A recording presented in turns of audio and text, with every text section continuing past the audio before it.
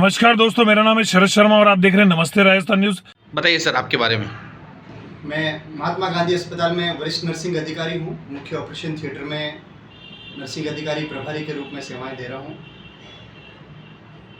हृदय की जो बीमारियाँ होती हैं वो कई तरह की बीमारियाँ होती हैं। उसमें एक बीमारी ऐसी होती है जिसमें हृदय की गति अनियंत्रित हो जाती है और पल्स जो है, पेशेंट की पल्स वो धीरे धीरे कम होने लगती है और सामान्य जो हृदय गति 72 प्रति मिनट होती है वो घटते घटते 35-36 तक आ जाती है।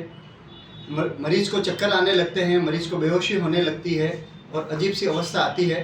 उस स्थिति में मरीज हॉस्पिटल पहुंचता है और हॉस्पिटल पहुंचने के बाद उसका डायग्नोसिस होता है कि आपको पेसमेकर संबंधी सलाह दी जाती है। उनको उपचार के लिए पहले टेम्परेरी पेसमेकर लगाया जाता है, बाद में ऐसा लगता है कि पेशेंट टेम्परेरी पेसमेकर पे ही डिपेंड है तो उनके कृत्रिम पेसमेकर लगाया जाता है जिससे हृदय की गति को नियंत्रित किया जा सके और मरीज अपना जीवन आराम से जी सके।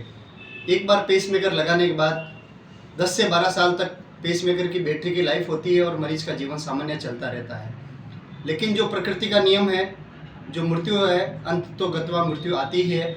ऐसे कृत्रिम पेसमेकर लगे व्यक्ति की जब मृत्यु हो जाती है, चाहे पेशेंट मेल हो या फीमेल हो, ऐसे व्यक्ति जिनमें हिंदू धर्म के या सनातन धर्म के हिसाब से जिनका अग्निदाह से अंतिम संस्कार किया जाता है, ऐसे मृत हुए व्यक्तियों के शरीर में से उस पेसमेकर को निकालना आवश्यक हो जाता है, क्योंकि जो पेसमेकर की बैटरी होती है वो ब्लास्ट कर सकती है।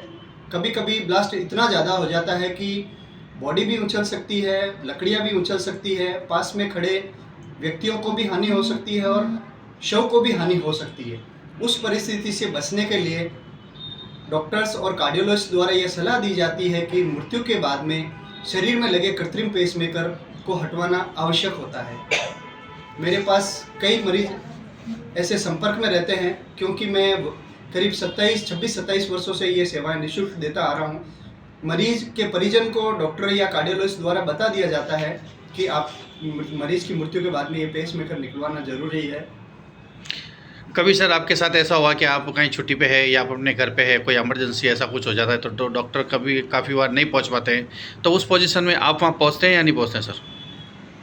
सामान्यतया जब भी कोई पेशेंट की या पेशेंट के रिलेटिव्स की कॉल आती है कि हमारे किसी रिश्तेदार की मृत्यु हो गई है, तो लगभग मैं पहुंच जाता हूं। किसी कारणवश अगर मैं नहीं पहुंच पाता हूं तो एक दो और हमारे ऐसे नर्सिंग स्टाफ हैं जिनको मैं इस बारे में ट्रेन करके रखता हूं और उनको मैं भेजने का प्रयास करता हूं। 99% मैं स्वयं पहुंचकर मरीज़ की मृत्यु अगर घर पे हुई है या हॉस्पिटल में हुई है, जहां होते हैं वहां पहुंचकर चीरा लगाकर पेसमेकर निकाल कर परिजनों को सुपुर्द कर देते हैं और वापस टाँके लगा देते हैं, ताकि शव का भी सम्मान हो और जहाँ से पेसमेकर निकाला वहाँ से ब्लीडिंग ना हो।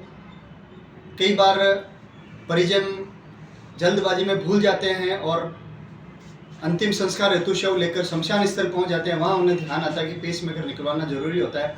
ऐसी परिस्थिति में जब मेरे पास कॉल आती है तो सभी कार्य छोड़कर मुझे सबसे पहले शमशान स्थल पहुंचकर पेसमेकर निकालना होता है, ताकि शव को कोई हानि ना हो और ब्लास्ट से बचा जा सके और परिजनों को भी कोई हानि ना हो। सर अभी जिस तरीके से आप अपने ऑफिस में बैठे हैं और अभी आपके पास जैसे ही कॉल आया है और शायद आप कहीं जाने के लिए बात कर रहे थे, तो कुछ हम बता सकते हैं सर कि आप कहाँ जा रहे हैं? यूजुअली मृत्यु होने के बाद अंतिम संस्कार तक के लिए समय होता है, तो सामान्यतया अगर ड्यूटी पे नहीं होते हैं तो जितना जल्दी हो सके जाके निकाल देते हैं। क्योंकि मैं ऑपरेशन थिएटर में हूँ, राजकीय सेवाएं हैं, तो पेशेंट से पूछ लिया जाता है, पेशेंट के परिजनों से, कि अंतिम संस्कार कितने बजे का है, उसके अकॉर्डिंग टाइम सेट करके वहाँ पहुँचकर उनका पेसमेकर निकाल दिया जाता है। सर अभी आप जा रहे हैं तो कहाँ पे जा रहे हैं अभी माता का थान में एक ब्राह्मण परिवार है जिनके परिजन का फ़ोन आया था कि उनकी मृत्यु हो गई है, उनके पेसमेकर लगा हुआ है और वो अभी कागा शमशान स्थल पे पहुंच रहे हैं, तो मैं वहीं पे उनका कॉल आया था, मैं वहाँ जाके उनका पेसमेकर रिमूव करूँगा। सर धन्यवाद। आपका नाम? अरविंद अपूर्वा। कौन से डिपार्टमेंट में सर?